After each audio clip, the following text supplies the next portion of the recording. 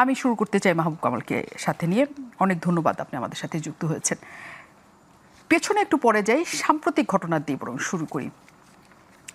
5 August যখন আসলে এখানে 24-এর গণঅভ্যুত্থানের বর্ষপূর্তি হচ্ছিল এবং শেখ হাসিনা সরকারের পতনের, তখন ঢাকা বিশ্ববিদ্যালয়ে আমরা একটা অদ্ভুত দৃশ্য দেখলাম, সেটা খুবই সমালোচিত হয়েছে।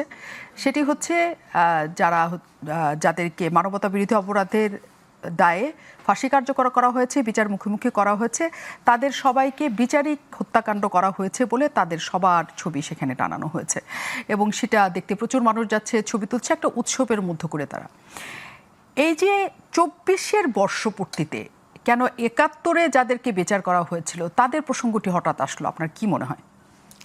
দেখেন, আমি একটু আগে ডিবিসিতে বলছিলাম যে আমাদের এখানে এত ফিলোসফার জন্মাইছে, মানে কথা বলা মুশকিল হয়ে গেছে। সবাই ফিলোসফার এবং প্রত্যেকটা বিষয়কে ফিলোসফাইজ করা, একটা দার্শনিক গিয়ে দেওয়া। সবাই মানে মাহফুজ আলম থেকে শুরু করে সবাই একটা দার্শনিক কথা বলবে আর কি, নানাভাবে। মানে আমরা কিছুই জানি না, আমরা কিছুই মানে বুঝি না, এরকম আর কি। দেখেন, আজকে আমি এই যে বললেন না যে কনফ্রন্টেশন মুক্তিযুদ্ধ এবং 24-এর, আজকে আমি আমাদের অফিসে একটা নিচে এই চায়ের দোকান, সেখানে আমি আলাপ করতেছিলাম, তো ফাইজলামি করতেছিলাম। আমি বললাম আমি এনসিপিকে একটা সাজেশন দিতে চাই। সেটা কেউ বললো কি? আমি বললাম যে আওয়ামী লীগের তো নিবন্ধন বন্ধ হয়েছে, বাতিল করা হয়েছে, তো নৌকা মার্কাও তো আওয়ামী লীগের নাই। এনসিপি যেন নৌকা মার্কা নিয়ে ইলেকশনটা করে, মানে ইলেকশন কমিশনকে বুঝায় টুজায়া করলে হবে কি, গ্রামের অনেক মানুষ যারা নৌকা মার্কাকে মনে করে বঙ্গবন্ধুর দল, তারা ভোট দিবে, এনসিপি জিতে যাবে। হ্যাঁ, তারপরে জেতার পরে বঙ্গবন্ধুকে ছুঁড়ে ফেলে দেবে। কেন মনে হচ্ছে যে নৌকায় জিতে যাবে? সেখানে ওইখানকার মানুষ এখনো নৌকাকেই ভালোবাসে, কেন মনে হচ্ছে এতদিন পর? আপনি গ্রামে যান, গ্রামের একটা অশীতিপর বৃদ্ধ, অশীতিপর একটা নারী, তাকে জিজ্ঞেস করেন, সে বলবে কি জানেন? অশীতিপর, আমি 54 সাল থেকে নৌকা মার্কে ভোট দিই। হ্যাঁ, সে বলবে। এবং মানে এই রাজনীতির ঘোর প্যাঁচ তো তারা বুঝে না, গ্রামের মানুষ এই সমস্ত ঘোর প্যাঁচ বুঝে না, তারা একটা ধৈরা আছে যেটা সেইটাই। আমরা তো নাগরিকরা মানে এগুলো করতেছি, গ্রামের সাধারণ মানুষ কিন্তু এরকম না। আচ্ছা দেখেন, এই কি বলে যে কেন এই অ্যাবসার্ড ফিলসফিটা আপনারা পার্সিউ করতেছেন যে মুক্তিযুদ্ধ থাকবে না বা মুক্তিযুদ্ধের থাকবে না, চিহ্ন থাকবে না? কেন এই অ্যাবসার্ড ফিলসফি? এটা কি কখনো বাস্তবায়নযোগ্য? দেখেন, মানুষের জীবন কি? মানুষের জীবন হচ্ছে কিছু স্মৃতির সমষ্টি। হ্যাঁ, যেমন আমি আজকে 70-71 বছর, আমার জীবন কি, এই কি করছি না করছি এইসব নিয়ে রাতে বসি।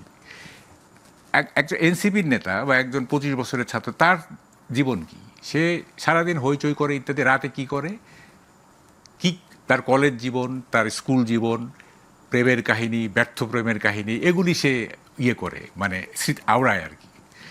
এবং স্মৃতি নেই মানে হচ্ছে সে মৃত, সে জড় পদার্থ। তা আপনারা আমাদের স্মৃতি মুছে দিতে চাচ্ছেন?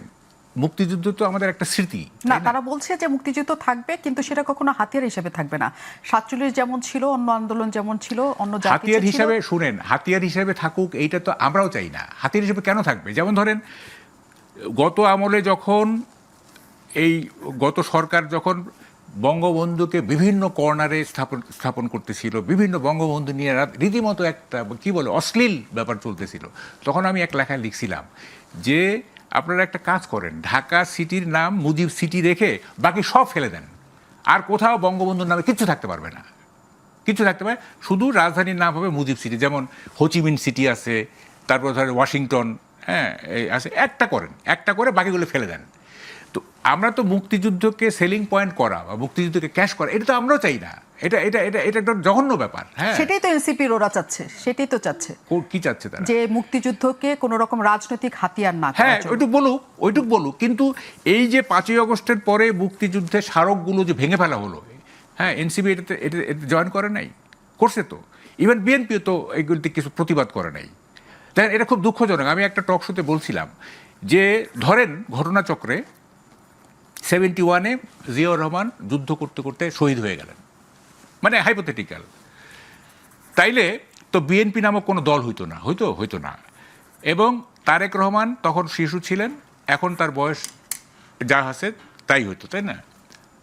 তো উনি কি দেখতেন? উনি দেখতেন যে, এবং ডেফিনেটলি জিয়াউর রহমান একজন হইতেন, মানে বীরশ্রেষ্ঠ হইতেন, 1 নম্বর বীরশ্রেষ্ঠ হইতেন না? তো যখন বীরশ্রেষ্ঠদের মূর্তিগুলি ভাঙা হচ্ছিল, তখন তারেক রহমানের কি মনে হতো? আমার বাবার মূর্তি ভাঙা হচ্ছে, হয়তো না? অথচ দেখেন এই বিএনপি এতগুলি কাণ্ড ঘটলো, হ্যাঁ, এতগুলি কাণ্ড ঘটলো, কোথাও কোনো ধরনের প্রতিবাদ নেই, কোনো প্রতিরোধ তো দূরের কথা, প্রতিবাদ পর্যন্ত নেই। খুবই দুঃখজনক। বিএনপির প্রতিষ্ঠাতা একজন মুক্তিযোদ্ধা, বীরুত্তম, উনি জেড ফোর্সের সবচেয়ে বড় কথা স্বাধীনতার ঘোষক, মানে ঘোষণা একটা ঘোষণা তো দিছেন উনি, তাই না? ফলে সেই দলটা এই স্বাধীনতার স্মারক এগুলি ভেঙে ফেলা হচ্ছে, হচ্ছে, তাদের কোনো নাই। তো এখন এই যে ব্যাপারগুলো চলতেছে কি কারণে, মানে মুক্তিযুদ্ধ কি মানে বারাভাতে ছাই দিছে এনসিপিকে বা মুক্তিযুদ্ধের বিপক্ষের শক্তি যেগুলো, হ্যাঁ, এখন বারাভাতে ছাই দিছে। ওরা থাকবে 24-এরও তো একটা গ্লোরি আছে, তাই না? 24-এরও একটা গ্লোরি আছে, সেটা থাকলো, যে পরিমাণ থাকার কথা সেই পরিমাণে থাকলো। আপনার 24-এ আপনার নিহত হয়েছে যদি জাতিসংঘের হিসাব ধরেন তাহলে 1500, আপনার মুক্তিযুদ্ধে তো 30 লাখ, তাই না? তো ওটা তো আরো গ্লোরিয়াস, তাই না? আরো গ্লোরিয়াস না, আরো নির্যাতন, আরো কত কত কত কিছু হয়েছে। তা আপনি ওই এত বড় গ্লোরিয়াস ঘটনাটাকে আপনি মাইনাস করে, 30 লক্ষকে মাইনাস করে আপনি 1500কে গ্লোরিফাই করতে। আপনার কাছে আমি প্রশ্ন রেখে যাই, কেন তাহলে মাইনাস করার আপনি বলছেন মাইনাস করার চেষ্টা চলছে, তাহলে মাইনাসটা করে আসলে কি লাভ হবে? আমি আপনার কাছে আসব।